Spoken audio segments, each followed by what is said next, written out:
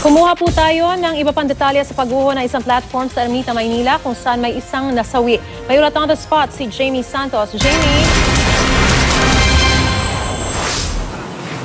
Maris, nakalabas na ng ospital ang ilan sa biktima ng pagbigay ng garbage platform ng isang pumping station dito sa Ermita, Maynila.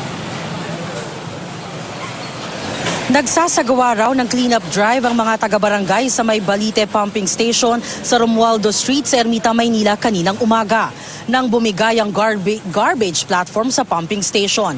Kampante naman daw noon ng plant engineer na si Angeles Busmente dahil alam na mga taga-barangay ang kapasidad ng garbage platform. Ayon kay Busmente, 2 hanggang 3 tao lamang at hanggang 2 cubic meter na basura lang ang kapasidad ng platform. Wala naman daw nagsabi sa kanila na bukod sa mga taga-barangay ay may iba pang tao ang pupunta sa pumping station at tatayo pa sa garbage platform. Nung makita raw niya na mahigit 3 tao na ang nakatayo, sisitahin na raw sana niya ang mga ito. Pero bago pa siya makalapit, bumigay na ang platform at nahulog na nga ang mga taong nakatungtong dito. Sa cellphone video na nakuha ng GMA News, makikita ang mga taga-rescue team para tulungan ang mga taong nahulog mula sa platform. Isa sa biktima ang nakalagay sa stretcher at agad isinakay sa ambulansya. Mariso, sa mga oras na ito, pinaharangan na ng plant engineer ito nga papunta sa pumping station para wala ng ibang tao na hindi otorisado ang makapasok dito.